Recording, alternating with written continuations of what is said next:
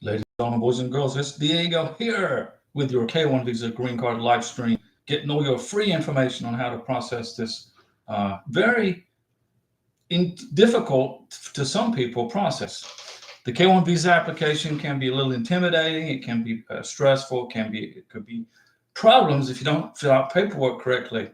If you get a request for further evidence, you got to respond exactly how immigration wants you to respond. You got to be exact. Okay. If you don't respond to an RFE now, starting right now, I'm pretty sure if you don't respond to an RFE properly as directed, then you're just going to get a notice of denial from immigration. Just happened to somebody, and I'm helping them overcome it. Okay, now I don't give you any legal advice. I'm not an immigration attorney. I don't work for USCIS, so I'm not giving you legal advice. But I'm into 11 years now of doing this. Okay, this is my 11th year, 2025, of doing this, helping people get their green cards, get their K1 visas, overcoming RFEs, helping people sometimes if they get a notice of denial. If you file for your K1 visa, okay, and you qualify for the benefit, you're gonna smoothly process right through, okay. But if your income isn't sufficient, if let's suppose you have a divorce, okay, it happens. Don't worry about it. If it happens, just move on with your life. But you got to provide a certified copy from the courthouse of your divorce decree. Okay, you cannot go to Office Depot, make a copy of your divorce decree that you have at your house, run it off a copy machine at the library or Office Depot, wherever. You got to go to the courthouse and get a certified copy of your divorce decree, and then staple the clerk of the court's business card in the bottom left-hand corner of the divorce decree. Okay, if they ask you for a divorce decree, that's what you got to do. The same applies for the death certificate. If you were married before and your husband or wife passed away, and if you are, let's suppose you're from the Philippines and you had an annulment, the same applies. Okay, when you get an RFE from immigration, you got to make sure you respond to it exactly how they want you to respond to it. Okay, you don't make up your own stuff. You don't forget to include stuff. If they ask you, if you have an income issue, let's suppose you get an RFE because if you have an income issue, get a joint sponsor. Don't try to create something you don't have. Okay, don't do it. Just get a joint sponsor. I have somebody was asking me questions today. They got an email saying that their green card application was denied. Well, I said, you either got an RFE or you don't qualify for the benefit. What happened? He said, well, I helped him in the past with a divorce decree, get a certified divorce decree, because he sent in a freaking copy, not a certified copy from the clerk of the court. I said, okay, did you send it in? He said, yeah. And I got a notice of denial. I said, well, there's other stuff that's wrong. There's stuff that you did that is wrong in your green card application. He said, well, yeah, I filed the wrong edition date for the 864. I filed the expired paperwork. I filed the wrong edition date. They wanted me to prove income, and I didn't fill out the 864 correctly. I didn't fill out all the paperwork. So here's the thing. I helped him with the RFE because he said he needed help with just a divorce decree, but it wasn't. It was other stuff. His income wasn't there. I didn't know that. Okay, so he should have got a joint sponsor. So he got a letter or he got an email saying your green card is being denied because you didn't respond to the RFE correctly. It's going to start happening more. So how did I help him solve this? Because he's gotten no idea. I said, listen, don't panic. Immigration are going to send you a letter, notice of intent to deny. Intent doesn't mean they've denied it. Intent means they're fixing to, but but I said, listen, if you listen to me, I'm going to save you from this problem. What did they need from you? He said, well, I needed to prove, I have to redo the 864. I didn't fill out the 864 correctly. And I need financial proof of my last tax return. I said, that's not enough, man. You got to have your tax transcript, your 1040, your W-2, a letter from your boss saying where you work and how much money you make, your bank statements showing how much money goes into your bank account, direct deposit every month, and pay stubs, 6 months worth of pay stubs. When immigration is asking for proof of income, that's how you do it. He just sent, all he sent in was his freaking W-2. And he didn't fill out the 864 correctly. I'm assuming he submitted the correct divorce decree after I explained it to him, but now they're asking him for evidence of income. If you get an RFE, do what you're supposed to do and send them what they want so you don't get a notice of intent to deny. He's all panicking. I don't want to send my wife back home. I said, well, if you listen to me, I'll save you from this. Get all the paperwork immigration is asking for. Get all of it. You're going to have to repay the visa fee of $1,440, write another check to the U.S. Department of Homeland Security with all the freaking paperwork they're asking for. Don't shortcut it. They will receive the paperwork. They will get a new payment from you, a second check for $1,440. That should overcome the notice of intent to deny the visa, because they're getting paid again to reauthorize and readjudicate your green card. If he does what I tell him to do, I'll save him from his wife having to be deported. If he doesn't listen, he's going to have to send his wife home, or she's going to be removed from the country. I get really irritated when people get an RFE and I explain to them how to do it, and then they get a notice of intent to deny because they didn't listen. You know, like there was one person who filled out a credit card application to pay for the green card. I said, don't do that. Do not use your credit card to pay for the freaking green card. And she did. And what happened? The bank blocked the transaction. Immigration said, we can't process this green card. Dude, I'm like, why? You know, I'm on this channel to help you get through this for free. And if you don't listen to what I say, then don't be surprised if you end up in the creek without a freaking paddle. Francois Livingston from upstate New York. Good afternoon, Diego and Karina. Well, Francois, Karina's at work, and I was like bored out of my mind. I've done everything I can possibly do around the house. I've organized everything what I was supposed to do. I'm like, what? I got nothing else to do. I'm retired from the real estate business. I retired from Mercedes-Benz. I retired from the Navy. I'm like, I'm retired. I can't be retired. It's not in my blood.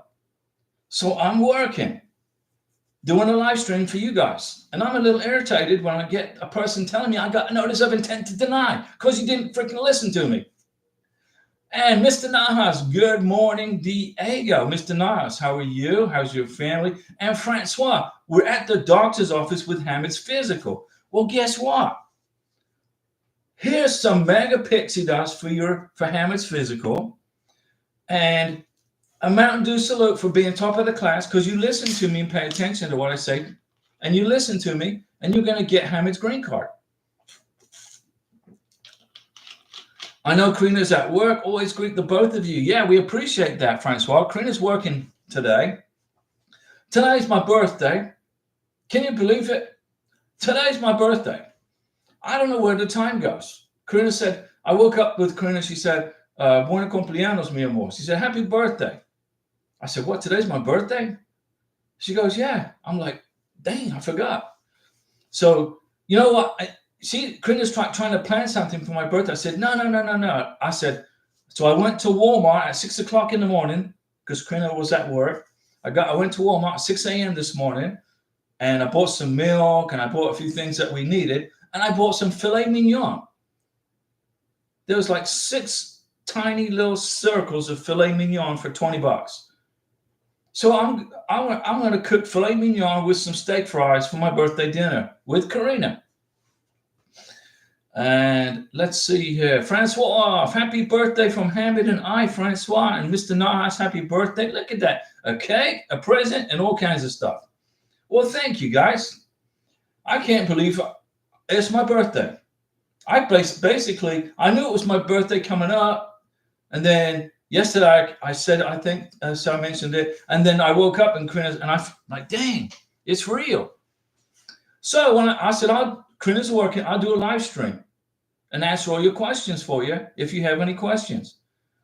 Las Barreras, thank you for the video of lifting conditions. You're welcome, Las Barreras. Now listen, I got in YouTube channel, I always answer your questions. The person said, I got a letter of intent to deny, or an email from immigration. They're going to deny my wife's green card. And I said, you either got an RFE, you didn't respond to it properly, or you didn't qualify for the green card. Which is it? And he said, I got an RFE, and I helped him through the RFE. I said, okay, remind me, what did I help you with? He said it was for the divorce decree. I said, did you get a certified copy of the divorce decree?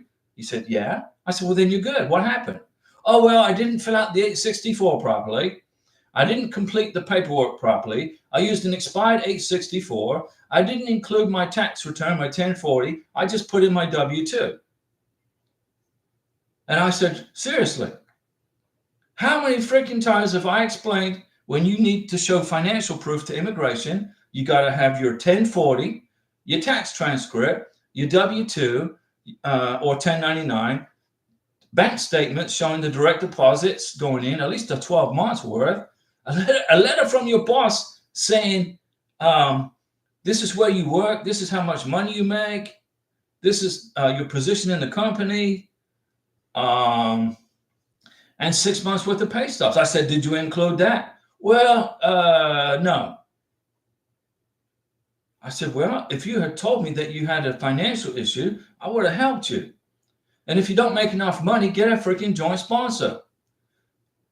And if you don't know how to fill out the 864, watch the video that I've made on how to fill out the 864. It's easy to do. Immigration make this process complicated. They make it stressful. They make it so difficult that when you read the instructions on how to fill out like the I-129F, it's like you got to have a freaking master's degree in human resources management. So what I've done is I've taken the immigration websites and I've turned it into videos so you can freaking understand it. Okay? I've been through a K-1 visa twice, guys. My first wife was Colombian. It didn't work out. She didn't like America. She didn't like learning how to drive a car.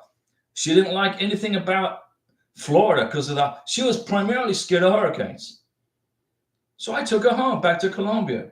This was in 2014 or 2015, 2016. We'd been dating for 2 years. I took her home. I said, you're not fitting in here. So, I took her home, and then she said she wanted to come back to America. I said, okay, I filed a spousal visa. And after I got the spousal visa approved and got her visa interview scheduled, then she said she didn't want to come back to America. I'm like, what the heck? I just wasted 3 years of my freaking life. But really, I did it. In those 3 years, I learned how to process K-1 visas, how to overcome RFEs, how to process a spousal visa, and how to overcome somebody that doesn't have a clue as to what they want. So I made the decision for her and took her home. And then I got an attorney, a family law attorney in Medellin, who basically served her papers. And then I got a divorce. Okay, big deal, right? But when I filed for Karina's K-1 visa, this was my second K-1 visa. So what does that mean? I'm a multiple filer. So when I look at my NOA-2 letter for Karina, it says you are a multiple filer in little tiny print like that. And I'm like, okay, I'm a multiple filer because you're allowed 2 K-1s. If one doesn't work out, you get a second chance. Thank goodness for the communist dictator of Maduro driving all the good people out of Venezuela, because Karina moved to Colombia and I was able to date her for 3 years. So I've been through the freaking woods, man. I've been through the mud and the muck and the immigration do's and don'ts for 11 years. So let's see here. Thank you for the birthday wishes, Mr. Najas and Francois. And no problem, Las Barreras on the video lifting conditions. And Nina said, happy birthday, Diego. Well, thank you, Nina. I I just keep forgetting when my birthday is. I was single for so long. When it was my birthday, I didn't even know. My brother would send me a text message and say, happy birthday. I'm like, oh, this is the day? Okay. Anyway, let's see. Francois Livingston didn't bring anything with us except the necessary paperwork for the physical. Okay, that's so. Sitting in the waiting room, and YouTube notifies me of a surprise live chat. I'll have questions for you tomorrow night. No problem, Francois. Karina will be here right next to me tomorrow night at 6 p.m. Central Time. Tomorrow, what's tomorrow? I don't even know. Today's what, Friday? Yeah, tomorrow's Saturday. Tomorrow's February 1st. Soon it will be Valentine's Day. So if you are in a K-1 visa process right now, Mr. American Citizen, Miss American Citizen, you make sure you take care of your beneficiary for Valentine's Day. Send her cards, send her money for gifts, because you probably, if you know, when it was Valentine's Day in Colombia, and I was in the United States, I would send Karina a card, but I would send it through an email, or take a picture of the card and copy it and send it through WhatsApp, because mailing stuff to Colombia is like takes 20 years to get there. You got to make sure you cover Valentine's Day for the K-1 visa and for the green card application. You want to show that you're in a relationship, and Valentine's Day is a big day, right? Thanks, Francois, for the birthday wishes, and we'll be here tomorrow night, Francois. Nina Balin. So Nina, help me out here. Francois, to spare you a long story, and after going back and forth, finally was able to put Hammett's name on the monthly trash pickup bill. Yahoo! Well, there you go. I tell you what, you're overcoming the government of New York State. I don't know. I think upstate New York maybe is probably conservative, so you don't have to put up with so much crap coming out of the New York governor's office that she seems to think she can throw out there and control everybody. But I'm very happy to hear that you got Hammett on the trash pickup. So you want to wait for those bills to come in with his name on it and your name on it, because you're going to include that in the green card application. Nina Balin, 1099, right? A 1099 is if you are like self-employed. Like I get a 1099 from my retirement from the Navy. The U.S. Navy, I'm retired from the Navy. I get a 1099. I don't get a W-2. Why? Well, it's retirement. It's money that I earned by doing 20 years serving my country. So I get a 1099. If I was working, when I was working as and I was a surveyor, assistant surveyor with my real estate license, I would get a W-2. So I'd get a 1099 and a W-2. Okay, let me see here. 1040 is your tax, the actual physical tax return and the tax transcript. Yes. But if you get an RFE because you didn't submit the correct financial documents to prove your income, this person said all he sent in was his W-2. And he screwed up the 864. Okay, maybe he didn't understand it. But he's taking shortcuts and didn't take the time to learn. If you take shortcuts in immigration, it's going to cost you money, time, and headaches. So, but good job, Francois. And we'll put mega pixie dust on that physical. Get hammered through it. Boom 2, how do I file for my green card in the United States? Well, you lift the condition. You file for adjustment of status. I made a video. Adjustment of status. You adjust the status. If you look in the videos I've made on how to adjust the status and watch the videos, it will explain to you how to file for a green card. You know, maybe I think when Karina's working, I don't know if I think she's working tomorrow. I think I'll make a video. I'll make a brand new video on how to file for a green card. But you know, I've made videos on how to do this stuff. Let's see here. Francois, wait a second. Nina, plus the tax return. To prove income to immigration, the 1040, the the tax transcript, the W-2 or 1099, okay? Letter from your boss saying where you work, how much you make, and how long you've been there, and your position in the company. 6 months worth of pay stubs, and 12 months worth of bank statements showing your income in direct deposit. The U.S., the Defense Finance and Accounting Center pays my Navy retirement to me once a month. And today, in fact, today I got my Navy retirement check, but it's sent direct deposit. So when I look on my bank statement, it says DFAS, and then my income being direct deposited into Karina and I's bank account. There it is. So what do I do when I get that bank statement? I print it and I highlight my income. So when I file for Karina's 10-year green card, well, she's going to file for it, but I'm helping her with the paperwork. Immigration's going to see all of my freaking bank statements with her name on it and my income. You can't prove income with a freaking W-2. Doesn't work that way. So immigration gave this person a chance to fix his mistakes. He didn't fix them. So they said, okay, we're going to deny your green card, but it's a notice of intent.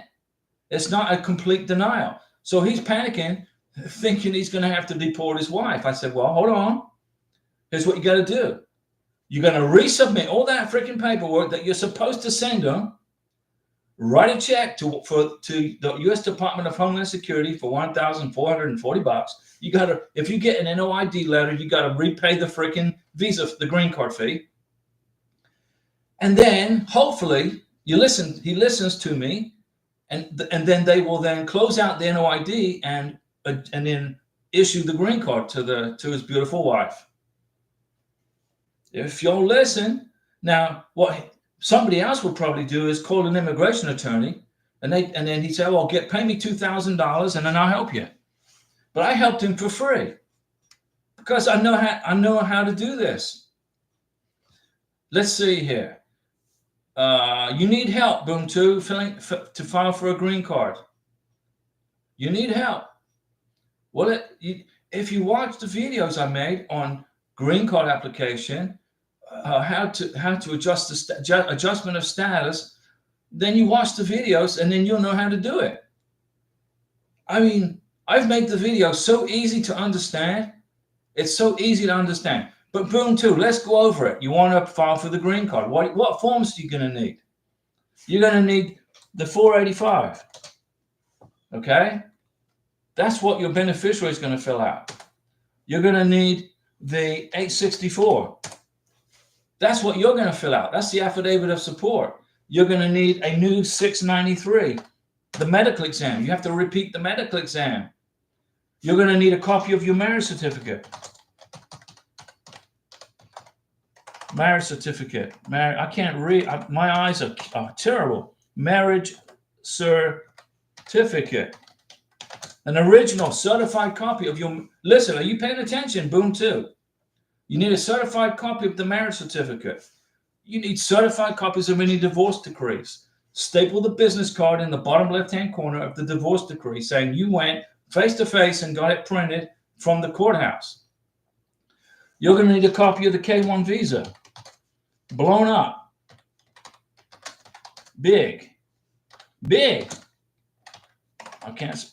Big in color. So you're going to include a copy of the K-1 visa blown up big in color. You're going to blow up a copy of your passport biographic page big in color. You're going to blow up a copy of your new wife's passport biographic page in color. You're going to include the form I-94. This goes in the green card application. If you don't include form I-94, you're going to get a RFE. They're going to look for it. That's the face-to-face you had with the Border Patrol officer. But with President Trump in office, if you don't include an I-94, they're just going to send you a notice of intent to deny your green card. They're going to go, okay, they didn't do a face-to-face, just deny the freaking thing. Because immigration's getting number one, they're short-handed of people. And number two, if you don't take the time to do the paperwork properly, they don't have time to help you. But I'm going to help you. So here we go. You're going to apply for the green card. Your wife's going to fill out form 485. You're going to fill out 864. The civil surgeon in the United States is going to fill out Form 693. You're going to get a certified copy of your marriage certificate and put it in the green card application. The K-1 visa copy, the I-94 copy, okay?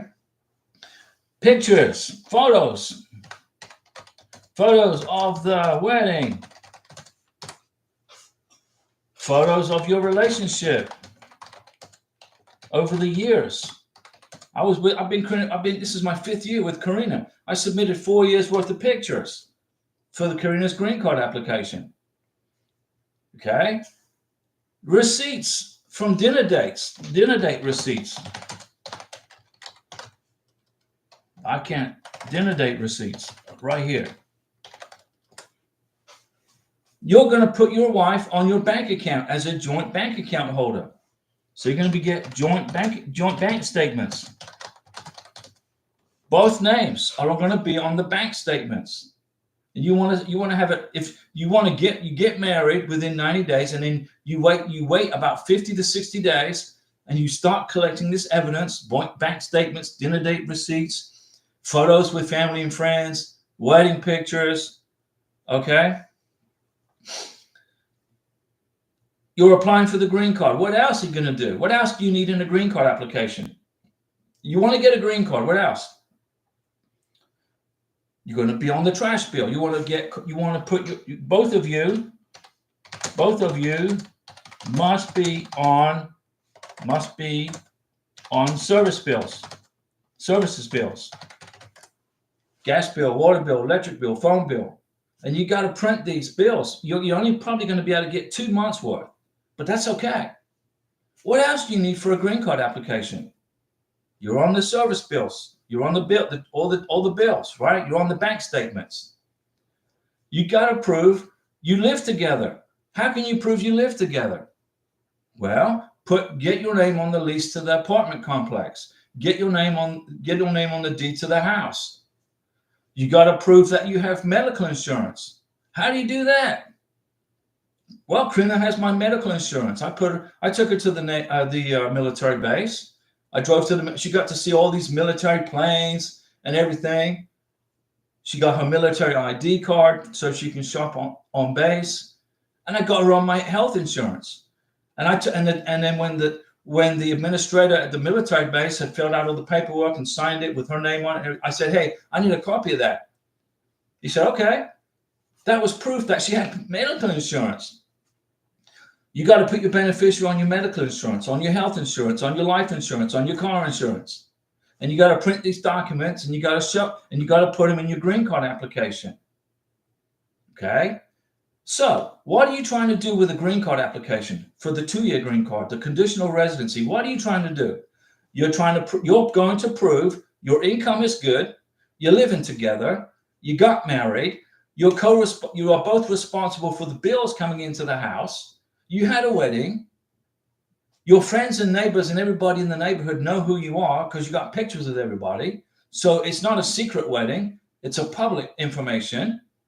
Okay. What else? What else? If you want to get a green card, what else? Go to Sam's Club. Get Sam's Club cards together. Or go to the library. Get library cards. My library card, Karina's library card. You put them on I put them on a piece of paper, took a picture, sent it to the computer, printed it. So immigration can see that we both have library cards. We both have Sam's Club cards. Her name, my name. She's on the deed to the house. And when I got my property tax bill came in November, I got my property tax bill. It came in with my name and her name as co-responsible for the property taxes. I've made a copy of that. That goes for her 10-year green card application. Do you see what I'm saying here? How to do this? Priyanka, hello Diego and Karina. For removal of conditions, the current waiting time is showing 28 months. Don't pay attention to that. Will Trump administration slow down the process? The Trump administration doesn't control the process for K-1 visas. The Congress does. So no. That's what I'm hearing on social media. Well, stay out of freaking Facebook. Facebook's a joke. I had a Facebook account with Karina because it was an easy way to post pictures and get a date stamp of where we were located. And I print the pictures in Colombia. Okay, we're in Cartagena, we're in Playa Blanca, we're in Bonita Beach, we're in Chahuachi, we're in Cucuta, and I just put them on Facebook and printed them. Then after we got to the United States and Karina had a green card in her hand, I deleted my Facebook account because it's a freaking stupid thing to have anyway. What's the point of Facebook? Hey, look, my neighbor had steak and eggs for breakfast. Or this Facebook group is talking about immigration and they're scaring everybody to death. Let me tell you one thing. When you apply for your 10-year green card, your 2-year green card, you have to do it within 3 months of your 2-year green card expiring, right? You guys know that. When you file for your 10-year green card, you get an automatic extension on your 2-year green card. Even though your 2-year green card has expired, you're given an automatic 12-month extension on it. So you can continue working and living your life in the United States while you wait for your 10-year green card. So if it takes 28 months to process a 10-year green card, okay, whoop-de-doo. That means your 2-year green card will be extended for the amount of time of your wait time for your 10-year green card. When they get it, immigration approves your 10-year green card. If it takes 12 months, 6 months, 6 months, 2 weeks, 28 months, who cares? You can still live in America on your 2-year green card, even though it's expired.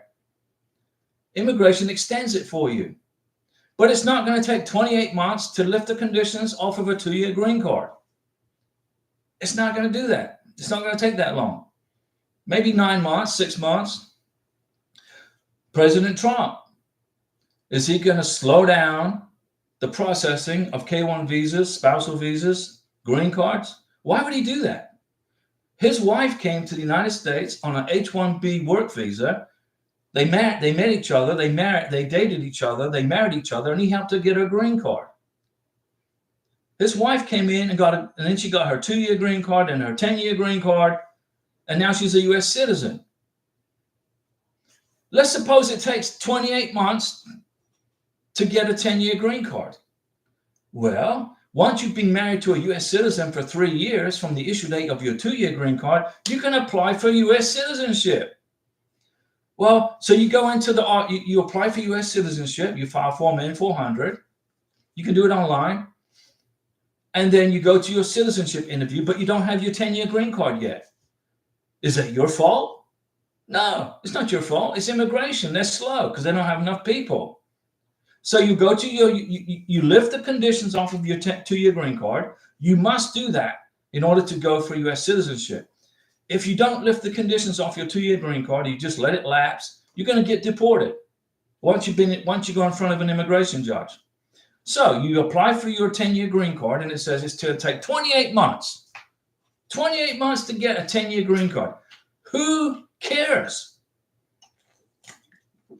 Because your 2-year green card is still good while you're waiting for your 10-year.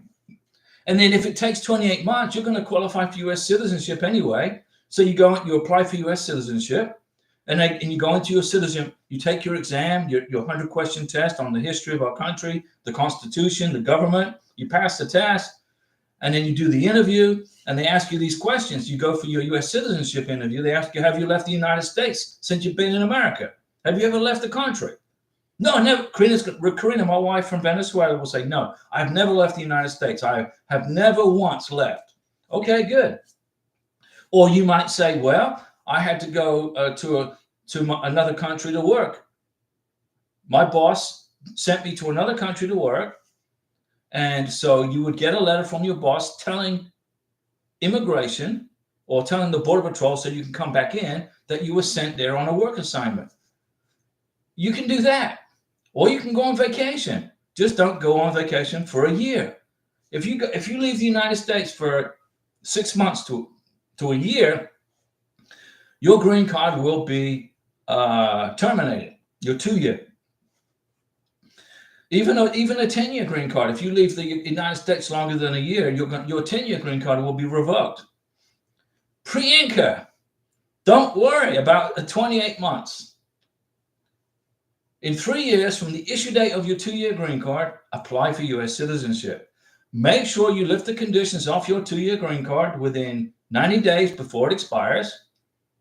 And then a year later, if you still haven't got your 10-year green card, oh well, don't worry about it. Apply for citizenship. How do you prove you applied for your 10-year green card? Well, they're going to send you a receipt, an I-797. They're going to cash the check, right? Is Trump going to slow the process down on 10-year green cards? Let's suppose, what if he does? You can still apply for citizenship after 3 years. It's congressional law. So let's suppose Trump slows it down to 48 months. Who cares? You can still become a citizen after 3 years. It's going to affect nothing. Are you good with that, Priyanka? Are you relaxing? Are you calm? Are you good? Priyanka, along with the 751, what other documents should be submitted for N400? That's for U.S. citizenship, okay? And I will make a video on how to file for U.S. citizenship.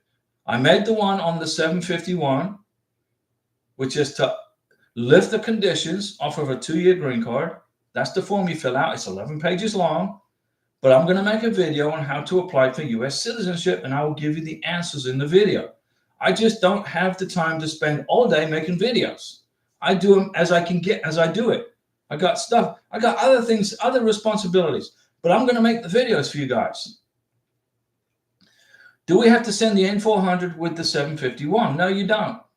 The 751 is to lift the conditions off of your 2-year green card, and then you're in the pipeline for a 10-year green card. When you get to a 3-year mark, being married to a U.S. citizen, you can apply for U.S. citizenship online with Form N400. That's it. Relax, Priyanka. You're overthinking everything. Francois, name on utility bills. Karina's on. Right, I got an email a couple of days ago. The trash bill came in. Karina's name is on it, and my name is on it. I printed it off of my email to my printer in color. The gas bill came in. The gas bill for the heating the house. I think I use gas to heat the house. I don't know. And for cooking. And Karina loves to cook. She makes these excellent arepas, and she makes them in now Venezuela created arepas. Colombia tries to claim it, but it wasn't Colombia that originated it. It was in Venezuela. She makes great food, so she likes to use and cook and stuff. So as soon as I got Karina to America, I said, here's your kitchen. It's not my kitchen. It's your kitchen. Run it. You're in charge of it. And she is. So her name is on the gas bill. Well, she uses the gas. I don't even go in there hardly anymore. I just go in the fridge and look for Mountain Dew, right? But that's about it. Josias Pazzelli, formerly from Argentina. A Mountain Dew salute to the president of Argentina. Josias. Diego, do you know when you can correct the 1099 NEC? The employer messed up with the 1099 and now they have to correct it. Deadline for the RFE is the 22nd of February, and this 1099 is the only obstacle to answer. You got to ask your boss, or is this going through the 1099 comes from your boss. It's a self-employment proof of income. A 1099 is proof of employment when you're self-employed. The employer messed up the 1099. We'll have the employer resubmit a new 1099. It shouldn't take them, 24 hours to fix it. Your wife needs to talk to her boss and say, I need a 1099 for immigration purposes. And I need a new one like today. And they'll print it. Priyanka. Yes, Diego, thank you. Priyanka, do we have to send an N400 along with the 751? No. The 751 is to lift the conditions off a 2-year green card. It's 11 pages long, and your husband and you will both sign it. It's a joint application for a 10-year green card. Because remember, When you're on a 2-year green card, you're on a conditional residency. You're just here conditionally by the grace of the goodness of the U.S. government.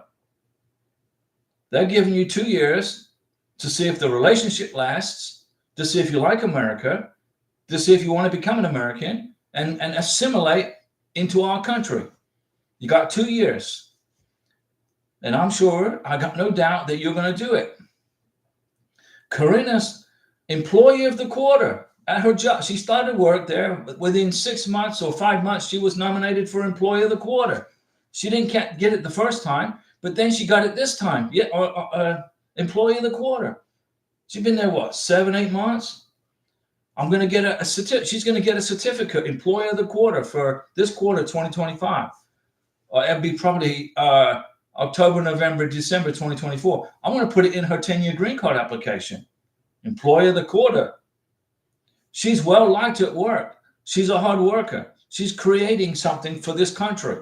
And she was recognized for her dedication with the Employee of the Quarter award. That certificate's going in her 10-year green card application. It shows character. Let's see here. Priyanka, come on, hang in there, Priyanka. You got this.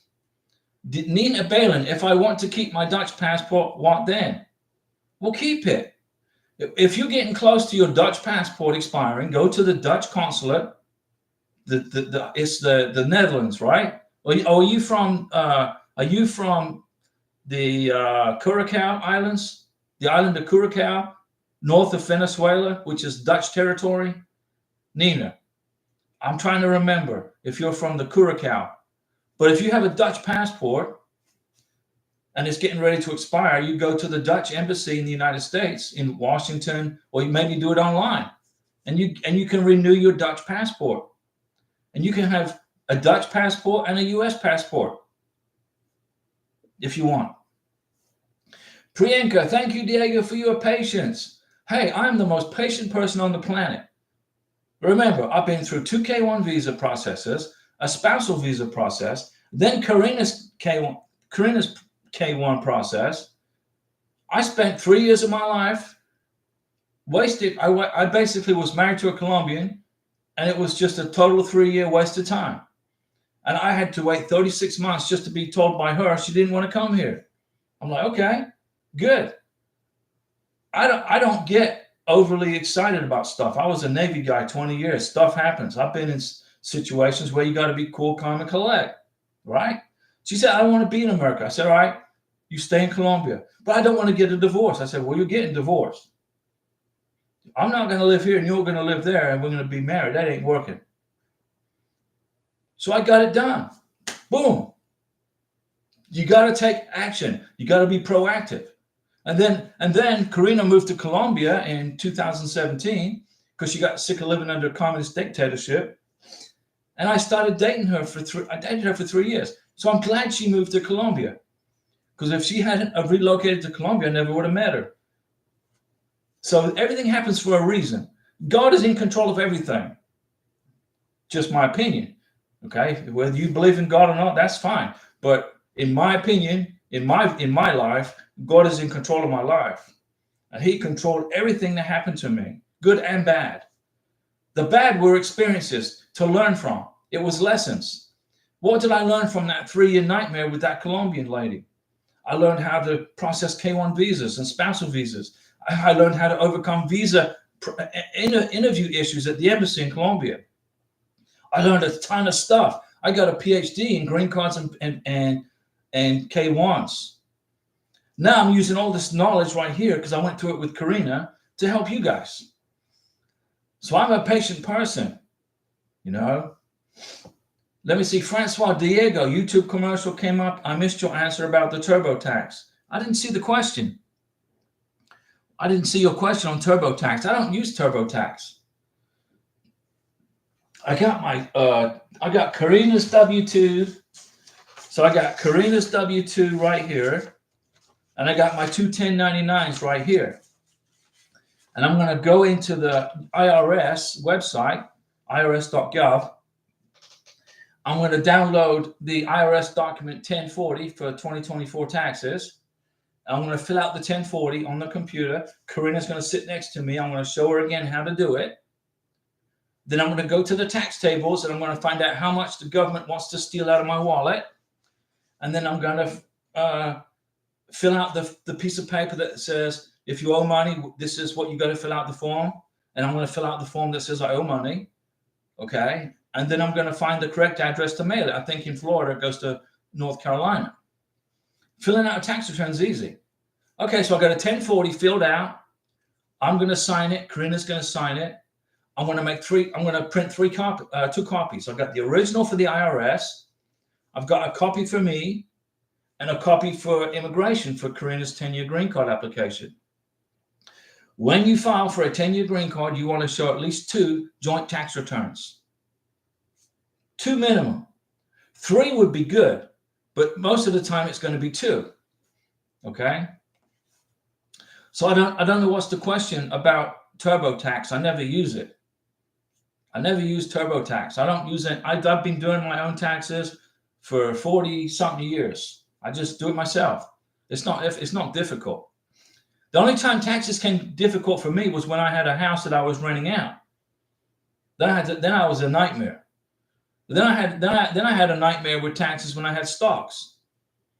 I sold some stocks and I didn't fill out the correct form to notify the IRS or somebody. I don't know. I got a letter from them.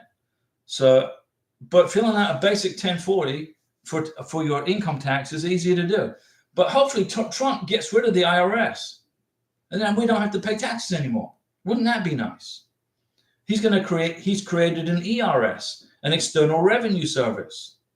External Revenue Service. We're going to start putting tariffs on all these countries that want to do business with us.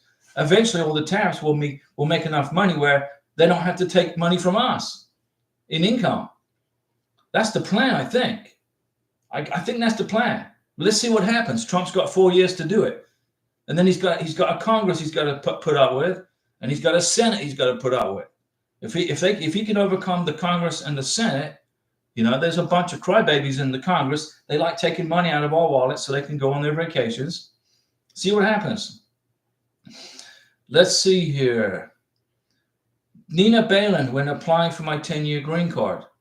When you apply for your 10-year green card, Nina, you're going to get a blown-up copy of the biographic page of your Dutch passport. That's where it shows your picture, your name, and everything. Okay? You're from the Curacao, right? It's an island up north of Venezuela, which is a Dutch territory. So you have a Dutch passport, right? So you had to go to the U.S. Embassy in Bogota, Colombia, because the U.S. Embassy in Bogota, Colombia handles the K-1 visa applications from folks that live in Curacao. Am I right? I got this down, Nina. If you want to be a Dutch American, you can be a Dutch American or an American Dutch. It's better to be an American Dutch, right? Francois, I never use TurboTax. I never pay anybody to do my taxes. In 1982, I paid somebody to do my income taxes. I think it was back then, it was like $10 or something. They did my income taxes in 1982, right? I looked at the paperwork and I said, man, I could do this myself. Why? What the heck? Why did I pay this freaking guy this money? So in 1983 until 2025, I've been doing my own taxes. It's not hard to do. Nina, if you want to keep your Dutch passport, you can, and you can renew it at the Dutch Embassy in Washington, D.C. or a local consulate. Josias, thank you, Diego. Happy birthday. Well, I always enjoy my days when I get to chat with you guys, right? Mountain Dew salute to Josias and to the president of Argentina. I love that guy. He's a good president. He's saving your country, Josias, your former country, from destruction. And Trump is saving America from destruction from the Biden administration. So everything's looking pretty good. Simon Dada, hi Diego. Always a pleasure to listen to your advice. Simon, I'm here for you guys. I'm going to help you. Chris and Emil, wait a second, Priyanka. Do you have to submit any affidavit of financial support along with the 751? Yes. When you file for the lifting the conditions, listen, Priyanka, when you lift the conditions off of a 2-year green card for a 10-year green card, you got to submit at least 2 tax returns with W-2s and 1099s. 2, minimum, showing your joint, that you filed your taxes together jointly as a husband and wife. So that you have to submit an affidavit. You don't have to submit an affidavit of support. No, you don't. When you file for your 10-year green card, you don't have to file an affidavit of support. You don't have to do that, but you do have to include at least your last 2 tax returns. 3 is better, with showing joint tax returns together. Let's see. Do you the 751? No, you don't have to. Just show the tax returns, the tax transcripts. Chris and Emil. Hi, Chris and Emil. Priyanka, my husband and I also filed taxes jointly. Well, that's good. That's great. You need to. We will include that in our 10-year green card. You're absolutely correct. And in 2025, in January of 2026, you're going to file taxes for 2025. So you're going to have 2 tax returns. Okay. Chris and Emil, did you say wait for the 2-year green card for Emil can drive with a driver's license? If you live in Florida, you cannot get a driver's license until you have a green card. Karina lives in Florida with me. She had to wait for her green card before she could get her driver's license. So during the time that we were waiting for her green card, I was teaching her how to drive a car. Karina lived in Caracas, Venezuela, and she lived up on the mountains of Venezuela in Miranda, I think it is. She had a big house up on the mountains. So she would come down the mountain, okay, and then to the bus stop. She'd walk down the mountain to the bus stop, then she'd ride the bus into Caracas. And then in Caracas, she used the metro. So she had no need for a car. When she lived in Bogota, Colombia, I didn't need a car in Bogota. She didn't need a car. I mean, everything's so easy on the Transmillennial or on the buses or on the taxis. I say to Karina, hey, Karina, let's go to Montserrat. And we go, okay, we jump on the bus outside of our apartment. We go north, we get on a second bus, and we get off the bus and we walk up to Montserrat. We wanted to go to, to Villa de Leyva in central Colombia. We went on the Transmillennial to the bus station. It's like a tour bus company. And we bought bus tickets and went to Villa de Leyva on a bus. Never needed a car. So she never needed to know she never learned how to drive. So I taught her how to drive. It took 6 months. She learned how to drive a car. Then she got her green card. We waited another couple of months to make sure she was ready. She went in. I took her in there. She took the driver's test on the computer in the government office. She passed the sign test. Then she took her road test. Then she passed the road test, and they issued her. Then they said, okay, we need to see your green card. Because all she had was her passport, right? You got to prove identification. Who you are. Here's her Venezuelan passport. They said, okay, we need to see your green card. She goes, here you go. Here's my green card. They put in her alien number in the computer into Tallahassee in Florida, the state capital. Tallahassee sent back a message saying she's legal. She's in Florida legally. The federal government cross-checked her alien number through Homeland Security. She's a legal resident, and they issued her driver's license. Then what did we do? I took a picture of I put my driver's license here, her driver's license here, on a piece of white paper. Her driver's license, my driver's license. I took a picture. Then I scanned it to the computer. I printed it, and I blew it up big. That right there is going in her 10-year green card application. Her driver's license and my driver's license. Why is that? Well, it shows that we live together. The addresses on the driver's licenses are the same. You got to prove cohabitation. Francois, I never did my own taxes. Okay, that's okay. Chris and Emil, did you say wait for 2-year green card before Emil can drive with a driver's license? It depends where you live. I think they issue illegal immigrants driver's licenses in California in Cracker Jack boxes. The same for New York State. I think you can get a driver's license if you know how to hop, skip, and jump. They'll give you a driver's license in California, but in Florida they're strict. Number one, you got to be a legal permanent resident or U.S. citizen.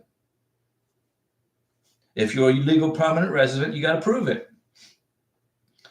Raj Eno, hi Diego, what's going on, Raj? Chris and Emma, EIRS, will we still get the rebate check if Trump passes the law?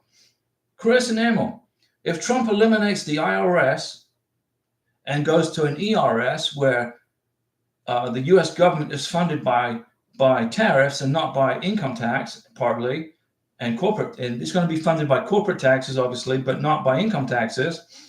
I don't care if I get a rebate or not. They can donate it to whoever. They can donate it to St. Jude's Children's Hospital. If I don't have to pay income taxes anymore, which is basic thievery, basically the U.S. government stealing money out of my wallet and Karina's wallet, her purse.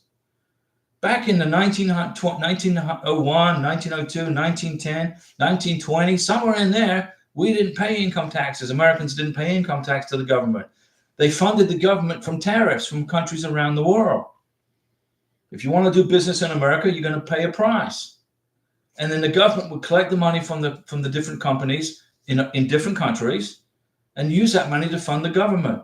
Why can't we do that now? I think Trump is working towards that. I think he is. Nina, yes, Curacao, beautiful Curacao. Oh, how do you pronounce it? Curacao? Hey, Nina, I can't even, there's some words in Spanish I can't pronounce. If I can pronounce your country, Curacao. Mountain Dew salute to the citizens of Curacao. Or Curacao. Is it Curacao? Beautiful place north of Venezuela.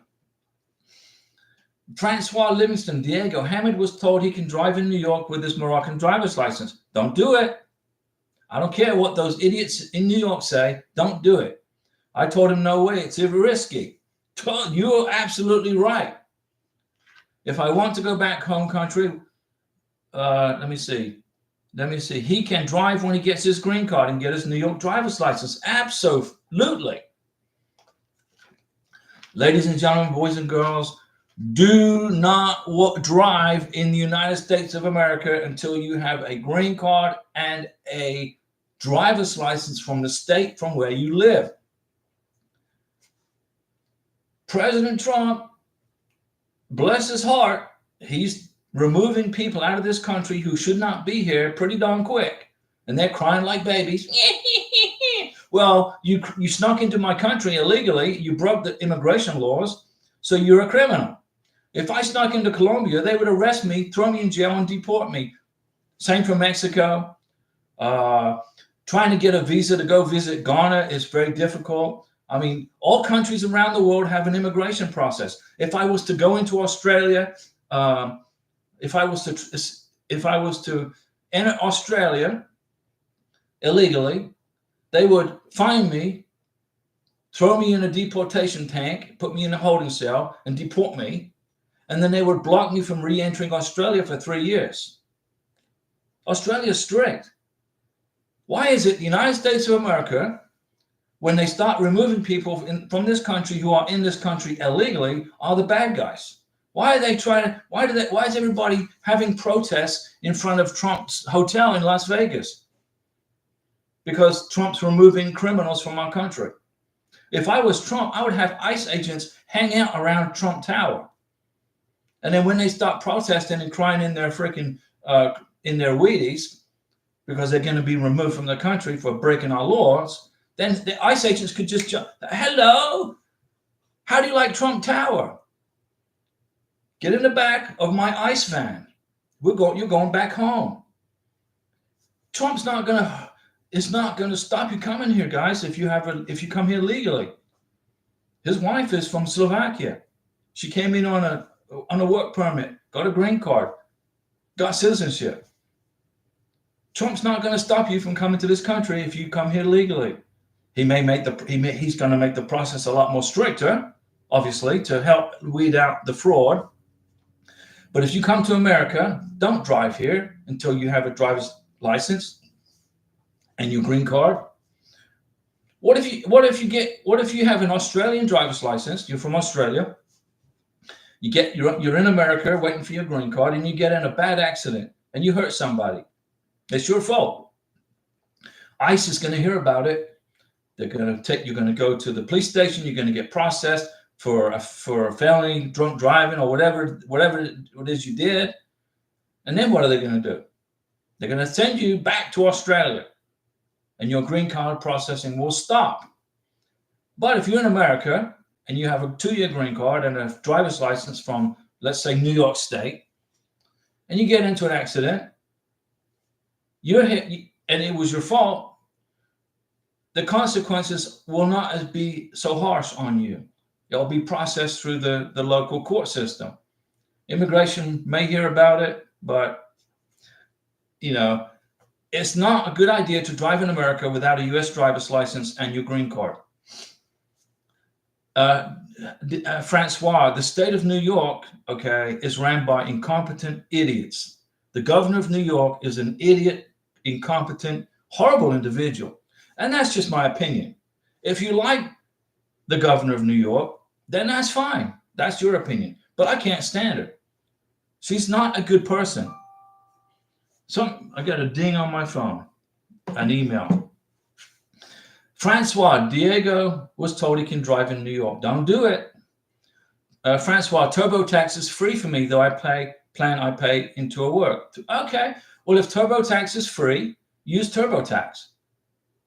But all I do is I never give the IRS my bank account numbers. I never do it. I always make sure. Now, do you remember when it was mandatory to get health insurance under the Obama, Mitt Romney Obama care? Remember? Do you remember when it was unconstitutional? The U.S. Obama, it was actually Obamacare was Mitt Romney created it in Massachusetts. Mitt Romney is a far left socialist playing a Republican. He created Mitt Romney Care, and then Obama copied it. So President Obama took Mitt Romney Care, turned it into Obamacare. And he said, everybody in America is going to buy health insurance. Well, what if you're 20 years old and young and healthy and you don't need health insurance? Well, you got to buy health insurance. Well, what if you don't want to? Then we're going to fine you. When you file your taxes, we're going to take it out of your tax return. I heard this, and I took proactive action. The first thing I did was I lowered all of my deductions. So I owed money to the IRS every year. So I had health care, right? I got my military health care, but it's none of the freaking government's business. So every time I file my taxes, I owe the government money. And I never once told the government I had health insurance. And I never once got a letter from the IRS saying, who's your health care provider? Because I always had to pay in.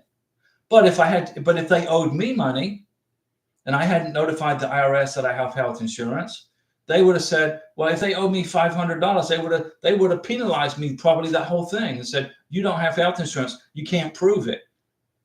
Well, I told the IRS to kiss my you-know-what, because my health insurance plan is my private business. My car insurance is my private business. My homeowner's insurance it's none of your freaking business, Obama, if I have health insurance or not. And you cannot make people buy health insurance. It's unconstitutional. It violates the 4th Amendment. But Obama was a full-blown communist and he didn't care. Obama tried to make nuns in Catholic hospitals perform abortions. And the Catholic nuns said, we don't do that in Catholic hospitals. We're pro-life. He said, I don't care. You're going to do it. So the Catholic nuns took Obama to court, in federal court, and said, he is violating our First Amendment rights and our religious freedoms, which he did. The federal court said, you're right, Catholic nuns. And Obama was put back in his freaking place. Elections have consequences. The United States of America is the greatest place in the world to live. You can make $1 million here if you work hard. You just got to be careful who you elect into office. Let's see here. Raj Eno, I got married July 15th, under 90 days. Good. But after that, your sponsor didn't file the adjustment of status. Maybe she doesn't want to process my documents. Well, if I want to go back home, what is the process to go back home? Or do I have a right? Okay, Raj, can ICE catch me? First of all, let me ask you a question. Raj, listen, you got married on July 15th within 90 days. But your American citizen wife didn't file for your adjustment of status paperwork. So you're basically in limbo in regards to status. Maybe she doesn't want to process my documents. Well, there's a reason. If I want to go back home, what is the process? Here's what you do. Number one, you need to divorce that lady. You don't want to be you don't want to be married to somebody that's not going to is not going to adjust your status to green card. You got to divorce her. So if you don't want to live in America, ICE isn't going to look for you right now. ICE, you got at least a year before immigration starts to question you. But what you need to do is you got to file for divorce her, get a certified copy of the divorce decree. Do this in America, okay? And then make a copy of the certified copy of the divorce decree. Make a copy of your NOA-2 letter and a copy of your biographic page of your passport, and write a letter to immigration and say that your now ex-wife would not process your green card application. And then you buy a plane ticket and go home. But you got to take care of the legal stuff first. You don't want to be married. I was married to a Colombian. She was in Colombia. I was here. That was a big mistake on my part. When my first wife, my Colombian wife, said she didn't want to be in America anymore, I should have divorced her here in Florida. I should have divorced her, and I lived in another house. I didn't live in this house. I should have divorced her then. Okay, but I didn't, because I was playing, maybe this will work out. Well, it's not going to work out. And I was thinking with my heart, not with my head. Now I think with my head. So what happened was, when I was married to a Colombian and I took her back to Colombia, she was still my wife. Her name was on the freaking house. And I started the process to sell my house to move up here. And they said, we need your wife's signature on the paperwork. I said, what? She's in Colombia. We're not even together. We're separated. Well, I'm sorry. You can't sell your house without without her signature. I'm like, what the heck? So I was in a house that I didn't want to be in, and I couldn't sell it because her freaking name was on the deed, and she was in Colombia. So I had a lot of legal stuff I had to overcome. So I found a good attorney in Medellin, a family law attorney. I called him up. He said, okay, I'll take care of this. And he did. Okay, I got divorced. And then I'm doing a Zoom call with the judge in Florida. And I said to the judge, listen, judge, my wife would not come on the Zoom call. She's in Colombia. She wouldn't, she didn't like America. And I said to the judge, right now her name is on my house and I cannot sell my house. And she's in Colombia. And she said, Diego, your divorce is granted, because number one, she didn't show up for the divorce meeting that we scheduled. She didn't show up, so she was in default. Number one, she went to immediate default. And number two, the judge said, I'm going to take her name off your house, and it will be written in the divorce decree. I said, great. So 2 weeks later, they emailed me and said, your divorce papers are ready. I went down to the courthouse. I went in there. I got certified copies of my divorce decree from this lady. And right on the divorce decree, it said, this property is the sole property of Diego Ross, and the plat number. They took her name out of there. So now I was able to sell my freaking house. And I was also divorced from that person. I'm not mad at her, because she didn't like living here. She didn't like America. She didn't like to learn how to drive. She didn't like the food. She didn't like the clothes. She didn't like Walmart. She didn't like nothing. So I took her home. But I put myself in legal jeopardy because she was on the house deed. And I was even thinking, I was trying to get her back to her mom. which I did. I got her home to mom. She's happy as a clown. I don't know. It's years and years ago. So I'm sure she's fine. I don't know. I'm sure she is. But I was in legal jeopardy. So if you are in the United States and you marry somebody who's a foreign national and you put their name on the house deed, and then for some reason it doesn't work out and that person wants to go back to their home country, make sure you get a divorce in the United States first, and make sure you take that person off of your house deed. So that way you can freaking sell it. So then I met Karina, bless her heart, the biggest blessing ever put upon me by the good Lord. God blessed me with Karina, I'm telling you. I sold my house down on the beach and I moved central. I wanted to get away from hurricanes. So there we go. Chris and Emil. Simon, please write English or Diego will block you. No, I won't. You can write any language you want on this channel. You can write in any freaking language. I will not block you if you write in your home language. That's not correct. Okay. Raj, Eno, did I help you? I've experienced what you're going through. You got to get a divorce. You got to get a certified copy of the divorce decree, and then you can notify immigration, identify yourself with your biographic page of your passport and your NOA2 letter, and then go back to your home country. And then maybe you can meet somebody else. But you got to be legally free and able to marry. And in order to do that, you got to be divorced, right? ICE is not going to be looking for you for at least a year, Raj. Sometime I do Uber, this account, my wife's name, it's illegal. No, you're good. Nina Balin, yes. Chris and Emma, I usually get back $2,300 in taxes a year on rebate checks, so they will fade away. Listen, Chris and Emma,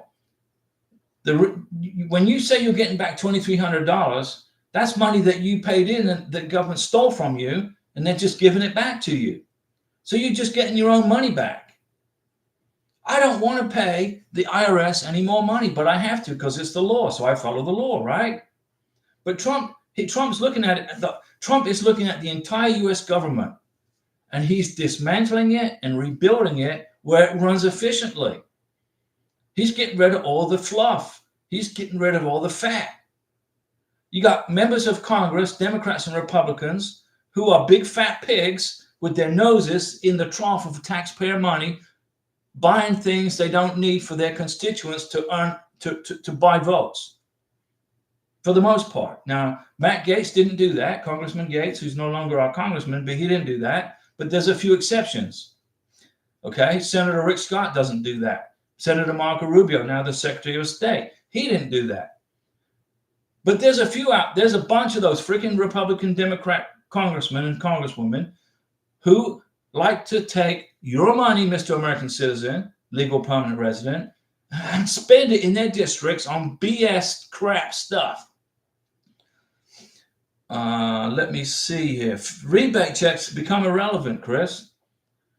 So he has a big plan for all of us to help citizens to get rich.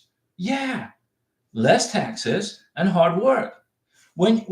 If he lowers corporate taxes to 15%, corporations, okay, will be able to hire more people and expand their business.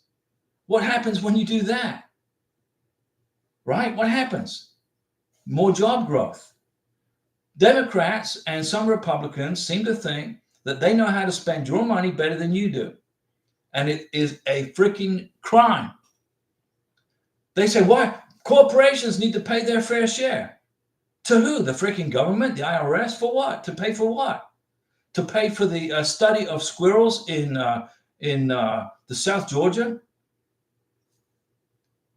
Get rid of the IRS. Implement the ERS. Tax companies that want to do business with America with tariffs. Lower corporate taxes to 15%, and everybody will get rich. Look what happened in Argentina. The president of Argentina did those very things. He eliminated a bunch of government entities like the Department of Education. He got rid of all that crap. Okay? Simon Dada, to Hamid. You can write any language you want in this channel, guys. Francois, would you mind repeating the answer about driving without a green card so Hamid can hear you? Here, Hamid, if you can hear me, do not drive in America without a green card and a driver's license from the state from where you live. In this case, you live in New York State. When you get your green card, then you're going to get your New York State driver's license. Then you have a 90% protection plan on your green card if something happens. If you drive in America on a Moroccan driver's license while waiting for a green card and get into an accident, and it's a bad accident and you were at fault, immigration will come and remove you from the United States. And then Francois is going to be just very upset, right? Make sure you get your green card and get your state license. Do not drive in America on a foreign driver's license. I've got a driver's license from Italy. I was stationed in Italy for 6 years. I had to be able to drive to freaking work. I got an Italian driver's license. I got a British driver's license when I was there on vacation. I have a US driver's license from Florida. And I could have got a Colombian driver's license, but I didn't because I didn't need to freaking drive in Colombia, in Bogota. The transportation system was excellent. The former mayor of Bogota has implemented a metro system in Bogota. It's under construction. Okay. Chris and Emil, so you did skip my information. I skipped your information on what? You asked me, so Trump has a big plan for all of us to help citizens get rich. He has a plan to create conditions so you can get rich. He's going to implement policies that reduce the size of this big fat pig government, return money back into your wallets, and then help corporations expand and create their businesses and their business plans. It's okay. Listen, Chris and Emil, a tax rebate is money that you paid into the government and they're just giving it back to you because you have deductions. Wouldn't it be much better if you just kept the money up front and didn't pay the IRS and let countries like Colombia, who import flowers to the United States and import oil, and California gets oil from Colombia, and let them pay a tariff. And then the federal government takes the tariff tax and puts it into the treasury to run the government instead of taking money out of your pocket. Trump's IQ is so freaking high, ladies and gentlemen, boys and girls. Just stand by and watch what happens to the United States of America. It's going to be transformed from this communist, socialist, horrible process that Biden and Obama. Now, it wasn't just Obama and Biden, okay? There was other presidents that are complicit in the economic downfall of our country. But Trump's going to fix it. And he's done a lot of good stuff already. So people say, well, Trump's going to deport all the illegal immigrants that work on the sugar farms in Florida and on the farm, all these people that work on the farms are getting to be removed out of the country. If you're illegal, yes. But Trump said, you can come back and work on the sugar farms or whatever you do. As long as you come back legally, you go and you fill out the paperwork and we'll give you a work permit.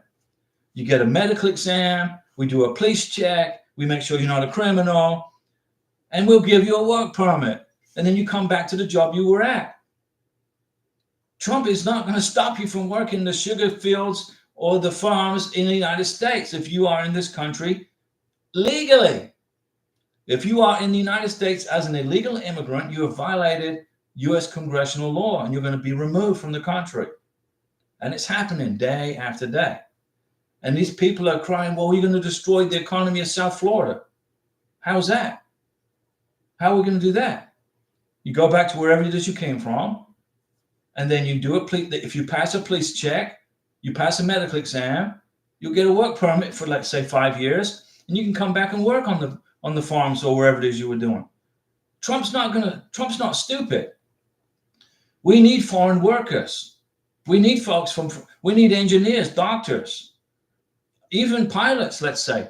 I was talking to a helicopter pilot just a week ago who was in the United States with the Italian Navy, who was an instructor teaching Americans how to fly helicopters. He's Italian. I spoke a little Italian to him, and we sat and spoke for 30 minutes. If you're in the country illegally, you're going to get deported. They're going to find you. But does that mean that you cannot get a job and work in America? No. The work permit process is going to be increased, but you're going to be screened before you come across our border. Shiku, hi Diego, I received my work permit Monday. Mountain Dew salute, Shiku. I'm going now for my job interview. Okay, well first I'm going to put the MAGA pixie dust all over your job interview because that's going to help you get your job, okay? You waited for your work permit. You listened to me. You didn't start work without your work permit. So you get a Mountain Dew salute. Congratulations. I'm happy for you. GQ, I told you it was going to happen. You just got to have confidence in what I say. Bambone1, hello Diego. I couldn't get the NBC email to contact them, but I did send a public inquiry to them. Bambone1, first you need help processing a K1 visa application. So I listed all the things you need for a K1 visa. Now you're telling me you're sending inquiries to the National Visa Center. So your K1 visa must have got approved from the service center. You must have received an NOA2 letter, and the USCIS must have sent it to the National Visa Center in New Hampshire. And now they're just waiting for the embassy to get on busy so they can ship it to the embassy where your beneficiary lives in that country. Am I correct? Chris Nemo, Shiku, how long did it take you to get a work permit? Yeah, it was about what? Shiku, about 2 months? How long did it take you to get a work permit? That's a good question. It's about 1 to 2 months. And then the green card is 6 to 9 months. You can get it. You can, you guys are going to get through this process. You're going to get your visas if you qualify. I'm trying to save this guy from his denial letter. I'm working him. I'm going to save him from the denial, so he'll get his wife his green card. I'm going to help you with the K1 visa applications. And the big secret is be patient, okay? Remember, I'm in 15 years of doing this. I can't believe how fast the time goes by. 15 years. I've helped hundreds of people get their green cards, get their K1 visas. I am processing the paperwork for a lady, okay, this is an interesting story. This American citizen was married to a lady from Guatemala. They were married for a long time. Then they got a divorce. They got a divorce in the United States. He's in the United States. She's in Guatemala. And this lady who asked me to help her, this is her mom who lives in Guatemala. She said, hey, Diego, can you help me bring my mom to America? I said, sure, I'll help you. She said, well, how much is it going to cost me to pay you? I said, it's not going to cost you anything. I'll do it for you for free. She said, okay.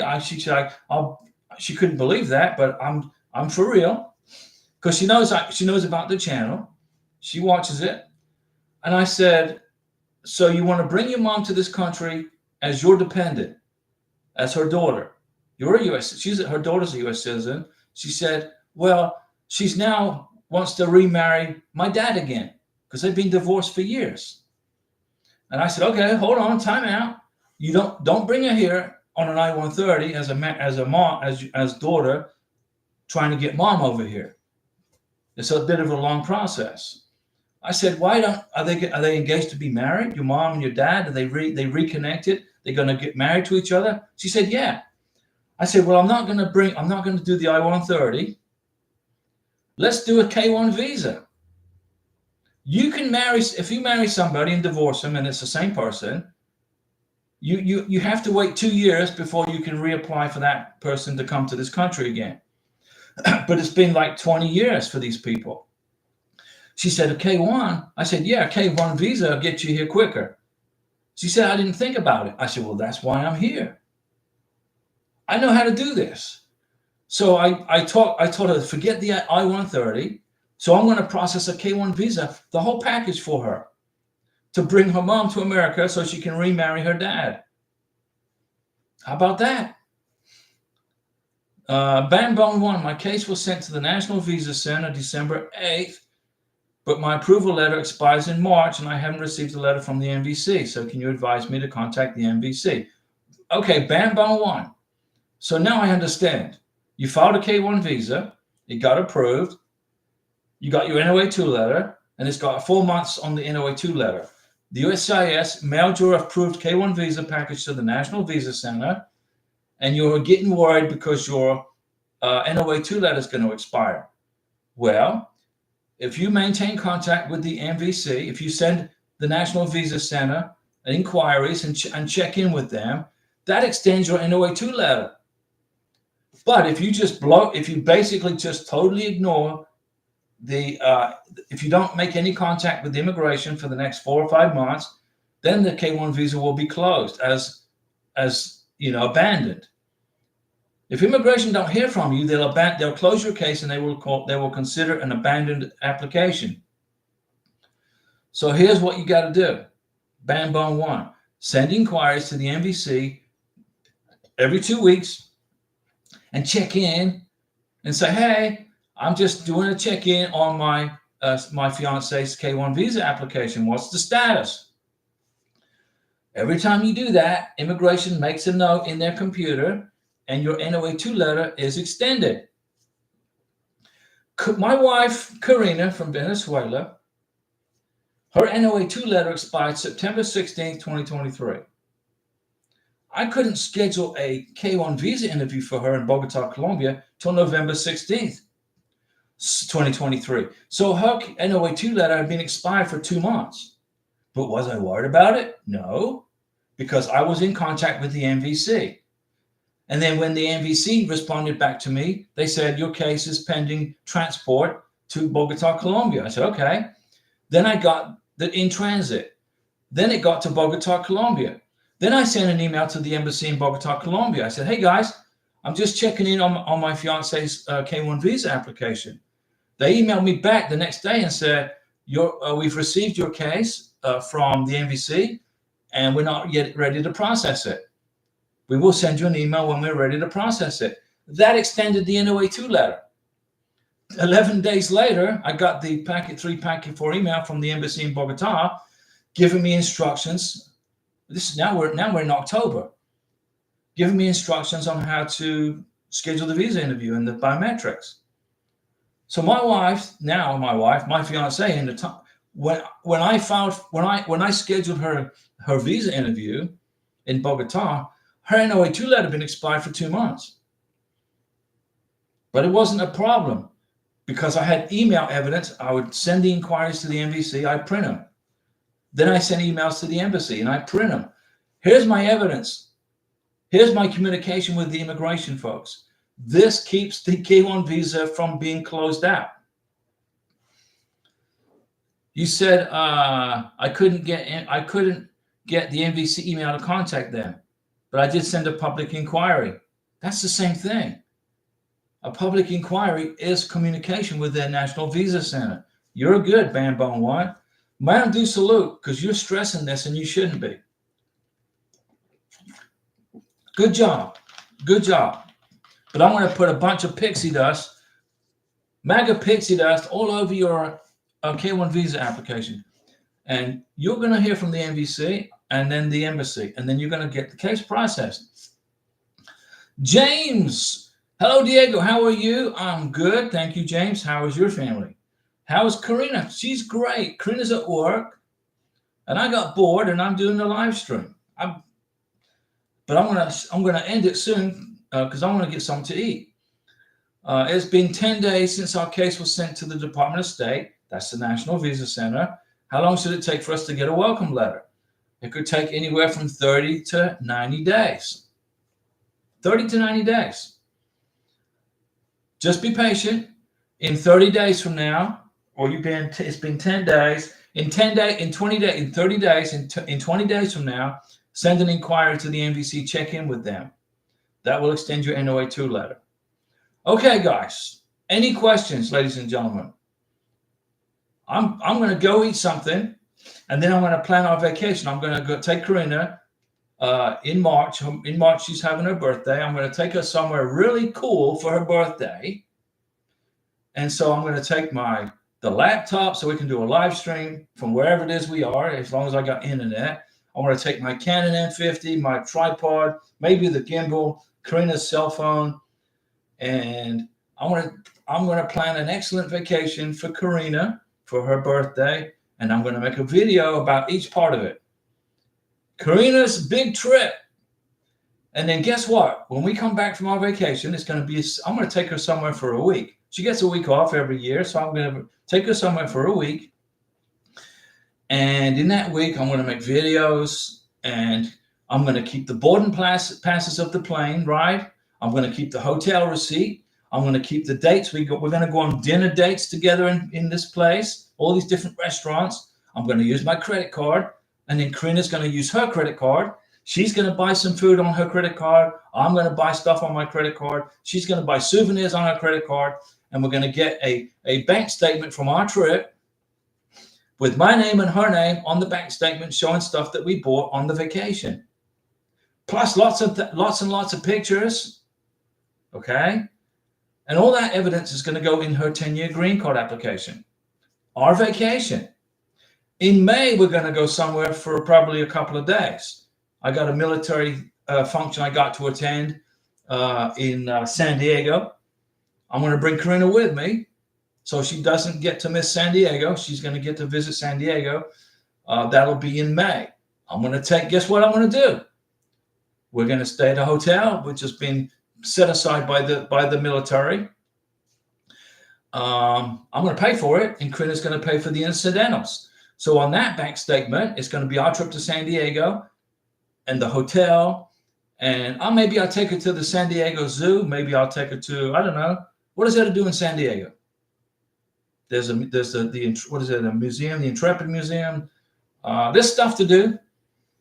Anyway, I'm done with the live stream. We'll be back tomorrow on Saturday, February 1, for the new month of 2025, February, for the live stream, 6 p.m. Central Time.